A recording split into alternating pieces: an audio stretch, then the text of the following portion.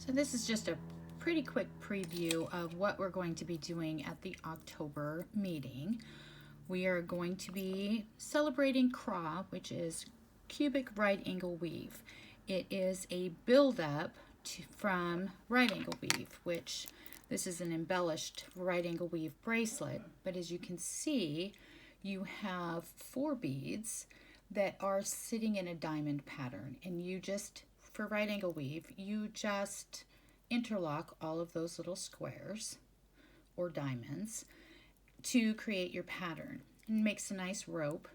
Then you can do fancy things like bead in between them to create a nice bracelet, or in this case, we've taken actual fire polish beads and O-rings, and we have done an embellished right angle weave using 2 different sizes of fire polish, a 3 and a 4mm, and then embellish the top as well. This actually is a necklace that I made that so it sits nicely. The reason that you put the 3O in there at the top is so that it drapes in a circle instead of being a rigid rectangle.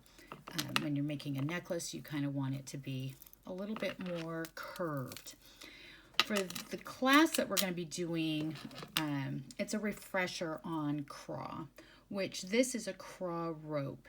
We're going to be making a CRAW rope mainly because, you know, CRAW is very repetitious. It's very, it can be difficult to start if you're not familiar with CRAW, which is why I recommended in last month's newsletter that we use 6 O's or 8 O's even if you're not familiar with CRAW and working with CRAW, just because you want to be able to see the little boxes. So it's very difficult to see on this one because this is an 11O that I made this rope with, but you can see the little diamond pattern, and it repeats on all sides. So you're going to be doing your right angle weave to start, but then you're going to build your walls and you're going to build your ceiling and you're going to create a box.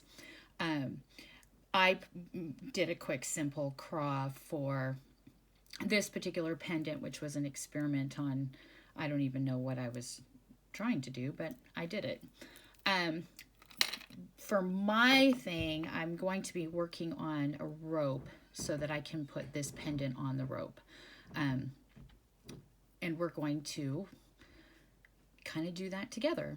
I encourage, you can take the rope and you can do anything with it. You can either make it into a rope to hold a pendant, or you can make it into just the rope to wear as a simple necklace, or you can make it a little bit shorter and actually turn it into a wrap bracelet, which I was kind of hoping I had an example of it, but the only wrap bracelet that I had in CRAW actually sold at the market. So I don't have one of those, and I feel like making a necklace to make this pendant. So for the class, you're going to need whatever particular kind of thread you like. You can use 1G, you can use Nymo, you can use Fireline. I'm going to use Fireline because the pendant is actually a little bit heavy.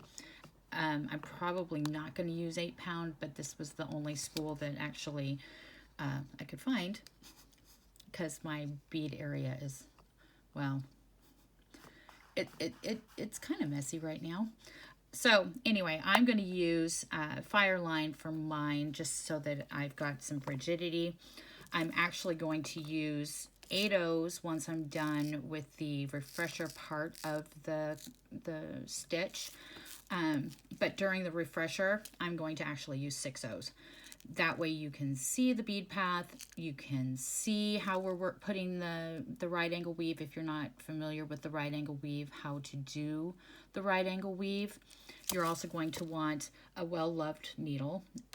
Mine will be straighter for the class. I'm kind of fond of this one because it's been unbented a million times. And you're going to need a clasp. So I've just pulled a little box clasp out of one of my, I deconstructed a necklace I don't know how long ago. So I'm just going to grab, I'm going to just use this clasp. It's not that big of a deal. stay tuned because Renee is going to be teaching us the swan class soon, and so you might want to actually use the swan class to put together your necklace. So I will see you on October 13th, and we will build a rope.